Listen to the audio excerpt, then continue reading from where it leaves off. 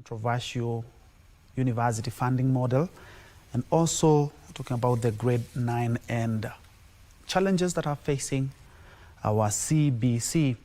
We also expect the president to be touching on matters security, and especially you do remember we had a big challenge in the North Rift. The head of state also being expected to touch on that. He's also expected to be touching on matters governance. Remember, this is the first speech that he is making to the nation in Parliament since the ouster of his deputy and installation of a new deputy. We also expect the head of state to be touching on all other arms of the government. And for now, I now hand over to my Bunge team who are standby for the rest of the program. This will be his third State of the Nation address since he assumed power in 2022. And so, our dear viewers, welcome for this live proceeding brought to you by the Parliamentary Broadcasting Unit in conjunction with the Kenya Broadcasting Corporation.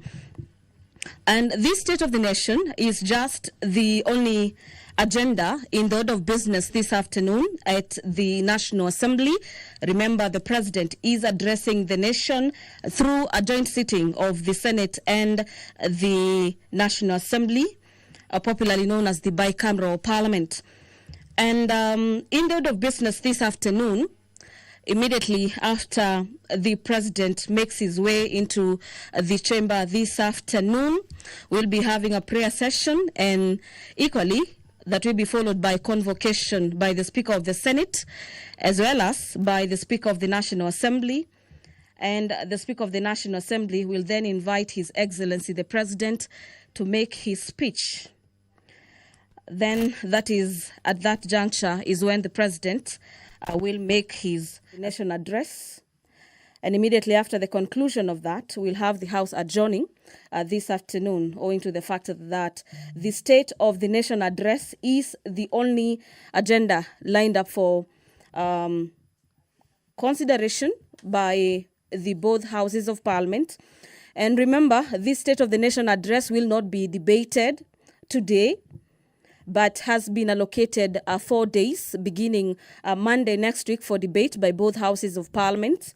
And according to the ruling by the Speaker of the National Assembly, is that the President of the Republic of Kenya will be heard in silence by the members of the National Assembly as well as members of the Senate and the dignitaries present. Our dear viewers, we already understand that among other guests who are accompanying the President for this third State of the Nation address is the Prime Cabinet Secretary, Honorable Musalia Mudavadi, as well as the Deputy President, Professor Kithure Kindiki.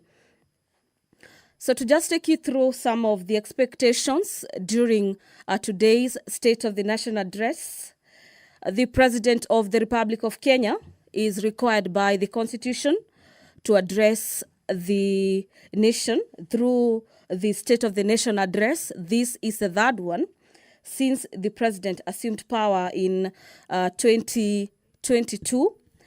And the President this afternoon is expected to outline the successes in his government for the last 2 years that the Kenya Kwanza administration has been in power.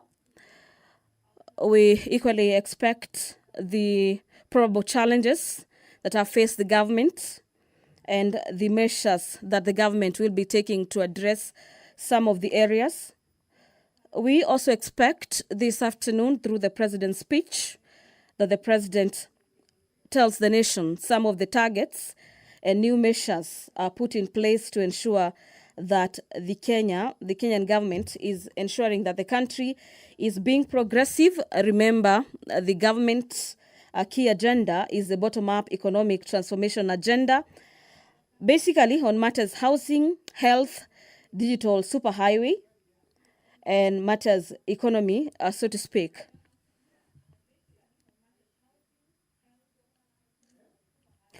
The very first State of the Nation address was done on the 1st of 29th of September, the year being 2022. The second one was on the 2nd of the 9th of November, the year being 2023, and today being the third State of the Nation address is happening on the 21st of November 2024. This is, so to speak, say a month after the swearing in of the Deputy President, Professor Kithure Kindiki. And if you're just asking yourself, what is the State of the Nation address? The State of the Nation address is basically a communication from the President to the nation through Parliament, in which the President of the Republic, here being President William Ruto, outlining the Kenyan current situation, and equally the President will be providing policy proposals for the coming legislative year. So we expect that during this State of the Nation